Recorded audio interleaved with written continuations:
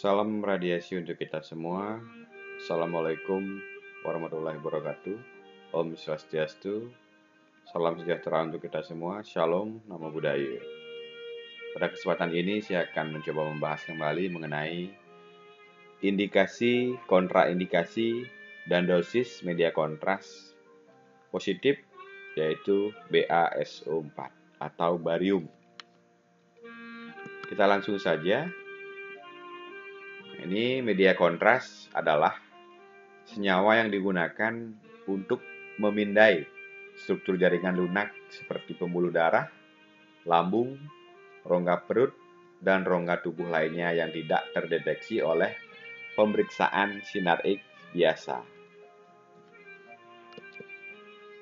Nah, di sini barium sulfat atau BaSO4, contoh merek dagangnya adalah serbuk barium, Baritop Solution, dan lain sebagainya di sini.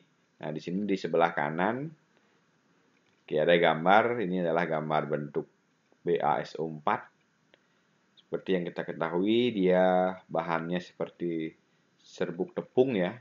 Ini yang nantinya kita larutkan di dalam air yang akan diminum per oral oleh pasiennya maupun lewat anal. Kita suntikan di kateternya. Nah, kemudian karakteristik fisik dari BaSO4 ini adalah serbuk halus berwarna putih, tidak berbau dan tidak berasa, bebas dari butiran. Kemudian tidak larut dalam air dan pelarut organik. Sedikit larut dalam asam dalam dasar.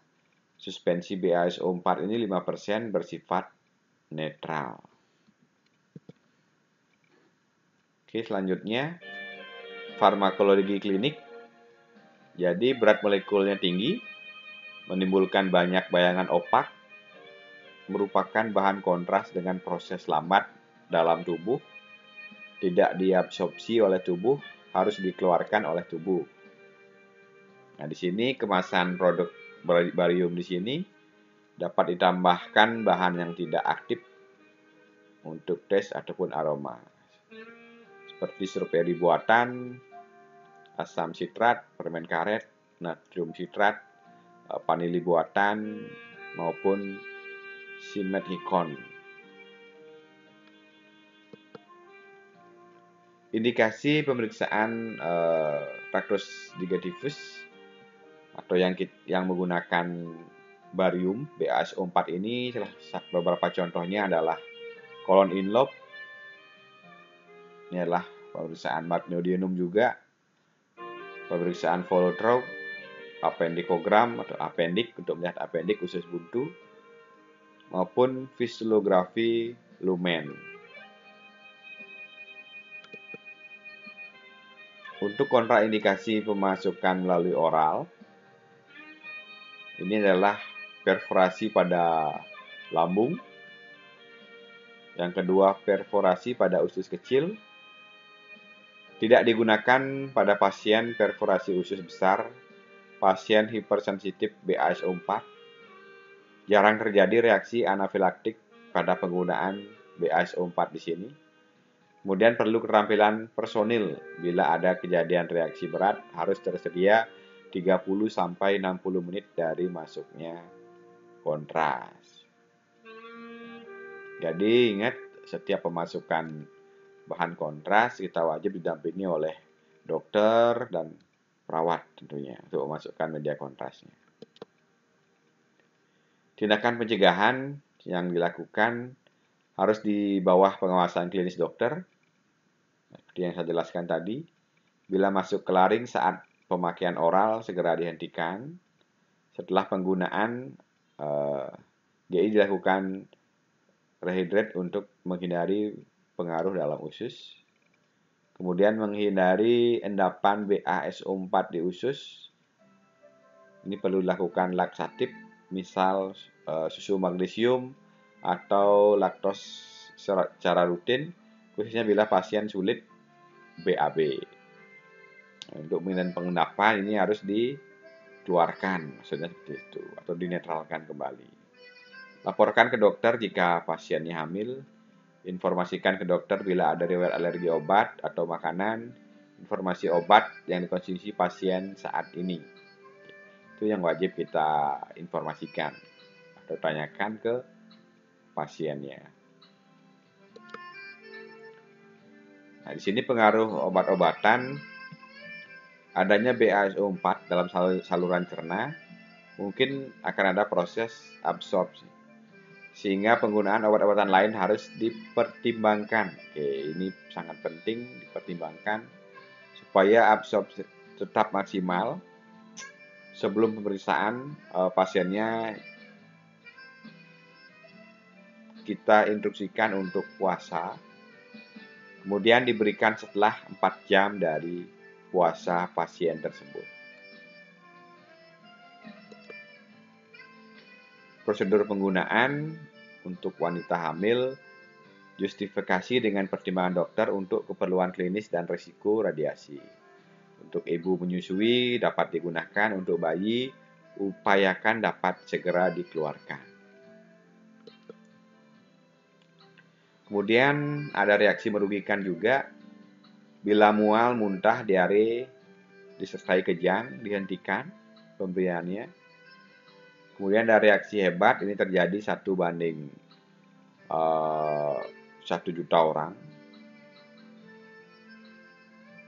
Selanjutnya timbul kematian, ini resikonya sangat kecil, 1 berbanding 10 juta orang atau kasus.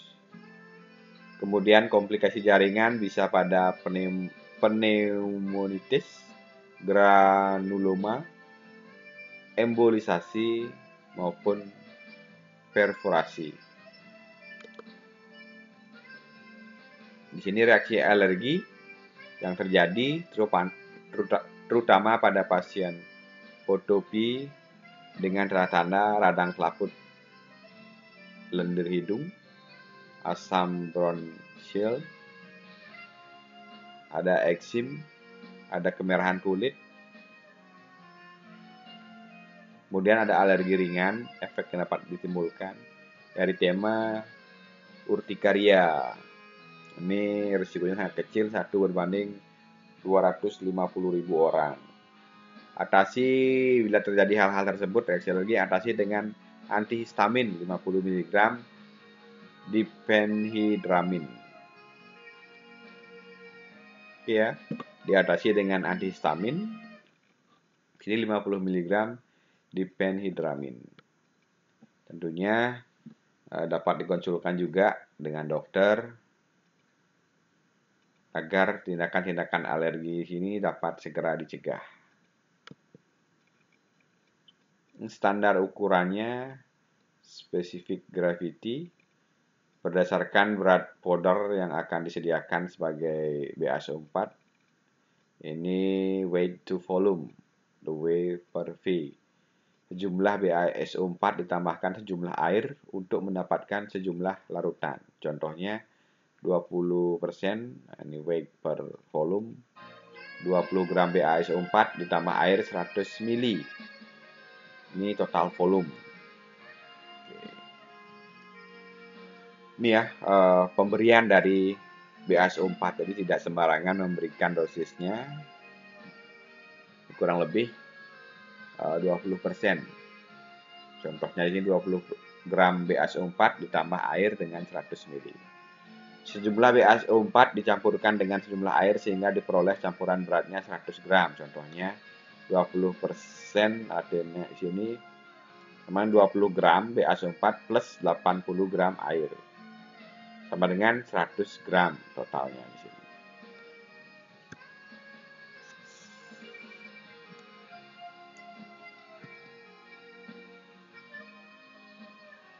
Kemudian untuk dosis penggunaan, tentunya pada setiap pemeriksaan memiliki dosis yang berbeda-beda.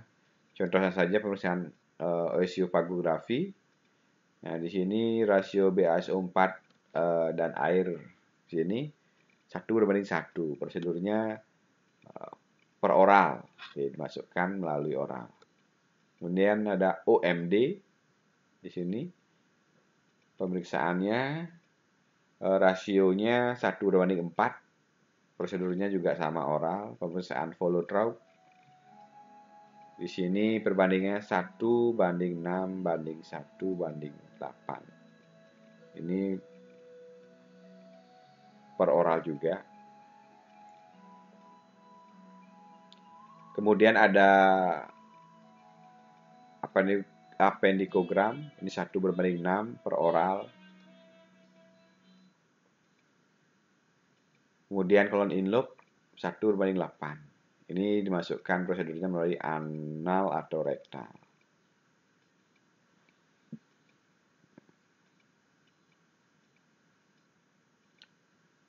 Oke, untuk follow through tadi dia 1:6 atau 1:8 ya kurang lebih. Dia prosedurnya per oral. Jadi colon in loop per anal ya, per rektal. Ya, perbandingan rasio BaSO4 atau airnya volumenya 1:8.